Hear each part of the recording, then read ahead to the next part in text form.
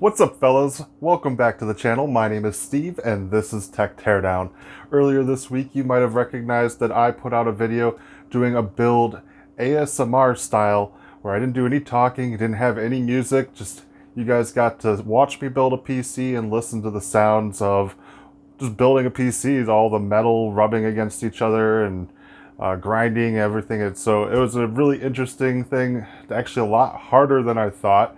It was definitely influenced by a lot of my favorite creators like Coalition Gaming, Nerd on a Budget, and Definitely Tech. I'll leave links to their ASMR videos if you like that type of video.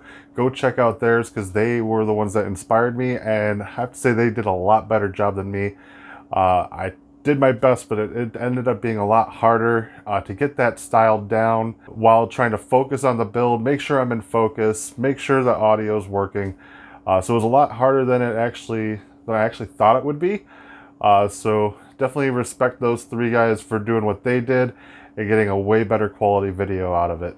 All right, now moving on to today's content. Now that the PC is built, it's time to benchmark it and see how this X58 Xeon W3680 runs here in 2019. I did not test any of the games at stock frequency. I did overclock this to 4.52 gigahertz at 1.38 volts, and it's running very well.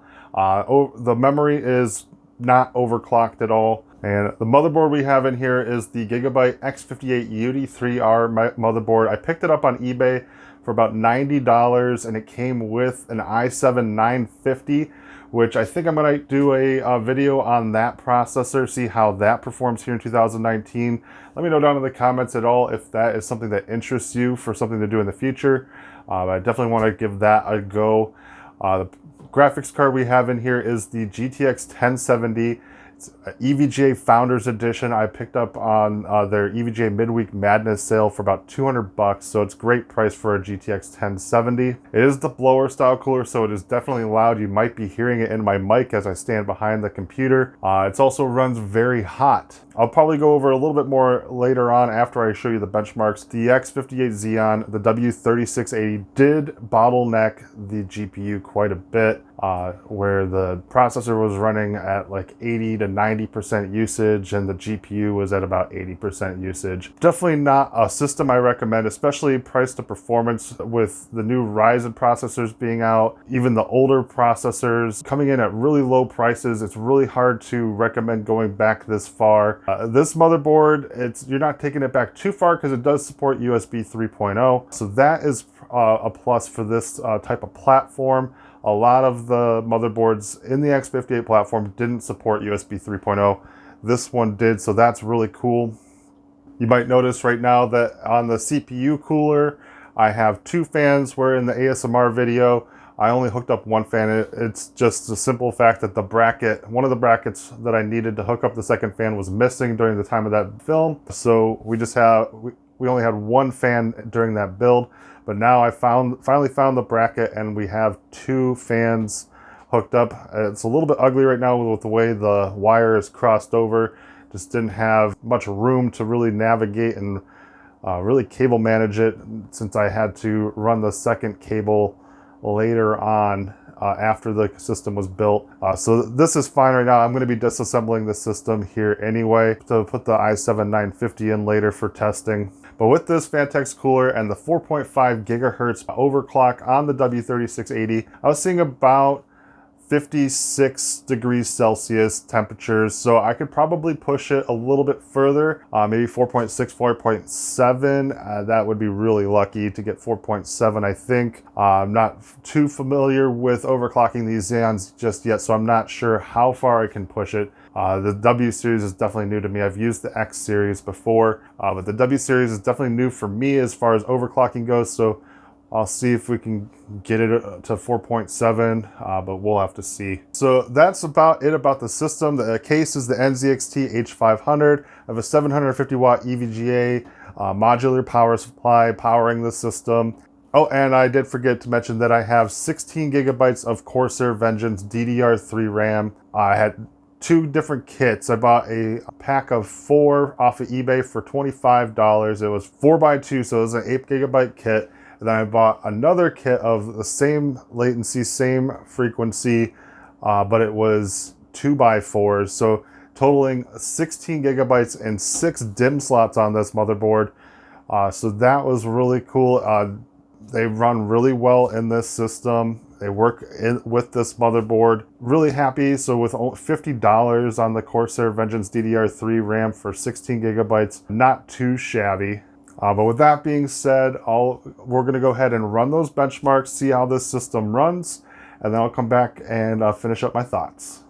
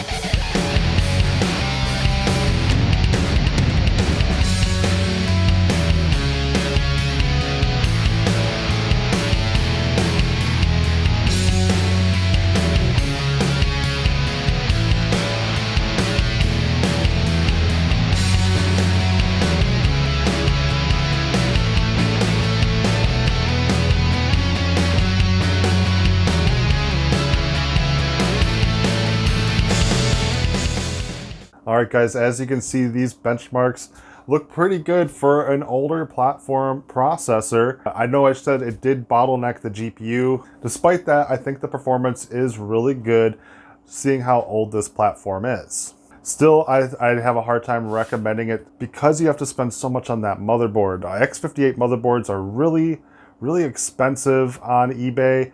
I think I was lucky to get such a quality motherboard. The X58 platform at a gigabyte model. The overclocking ability on this thing was so superb. So I really liked working with this system, but recommending it to you guys will be hard because of the Ryzen systems being so cheap nowadays. I think you're better off sticking to new rather than used when it comes to this type of platform, or going used on the Ryzen market. If you are interested in picking up an X58 motherboard and want to just tinker around with it, getting into some overclocking, Techia City has a great video about overclocking X58. Definitely, I'll leave a link to that if you want, or if you're interested. Now, I did have to retest all my benchmarks because this motherboard, for some reason, didn't save the overclock. I replaced the CMOS battery. It seems to be fine now. I didn't realize that when I was first benchmarking, I got through all of the games and then I realized that the overclock was not sticking. So it was still running at that stock, I think 3.3 gigahertz on this W3680. So I went back in, tinkered with it, got the overclock back up to the 4.52 gigahertz, and did all my tests over again. Just to give you guys an idea of what kind of performance boost you're getting with this overclock. On several games, I saw a 10 FPS difference in just overclocking the processor to that. Some games were only about 3 to 5 FPS increase. Still, any increase that you can get out of this older platform. So if you're already still on the X58 platform, that type of overclock can really help boost your system's performance here in 2019. Another difference I can show you in the overclock is before the overclock, I did run a Cinebench R15 run.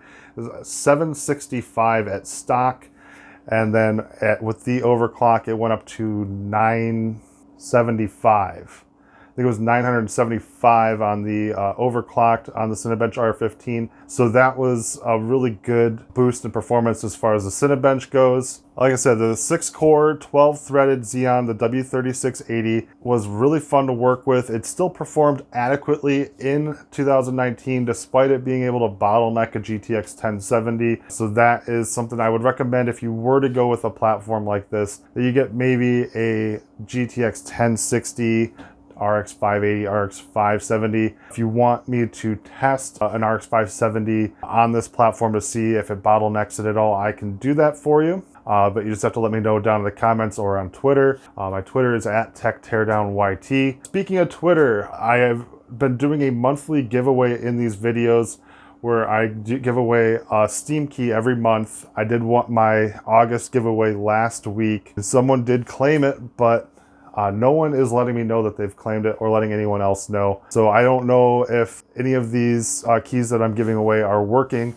So I am switching that over to the future. For September, I'm going to be doing just Twitter giveaways. So you have to be a follower of my Twitter, and I will be doing a random giveaway, just picking a random Twitter follower to give away a Steam key to. Next month, for September, I'll be giving away either Civilization 5 or Payday 2. I'll put that up for vote for you guys to decide which game you want me to give away in September. But if you want to be part of the monthly giveaway I do every month for the Steam key, make sure you're following me at TechTeardownYT to make sure that you're able to win that. I think that's going to wrap up this video, guys. I want to hear from you guys down in the comments if you have any ideas for future videos with this X58 platform, what you thought about the performance with the X58 Xeon W3680, 6-core 12-threaded processor, forgot to mention that earlier, and how it performs with the GTX 1070 here in 2019. Overall, this system cost me about $600 to put together. Definitely a costly system for such an old platform. But again, let me know what you think of this system down in the comments. Didn't go with any RGB. Let me know what you thought of the idea of going anti-RGB on this system here. I'd love to hear you guys' comments on and your thoughts on going without any RGB in the system. I think that's the first time on this channel I built a system without RGB. Even my Core 2 Quad video had RGB, so be really interested to know what you guys think of going that route. Again, thank you guys. If you've made it this far, I really appreciate you watching the videos. If you could drop it a like, it really helps me out with the algorithm so YouTube can recommend my videos to other people to check it out. Thank you again for watching. And if you like this video, give it a like. If you want to see more from us, hit that subscribe button and the bell, and we'll see you guys in the next video.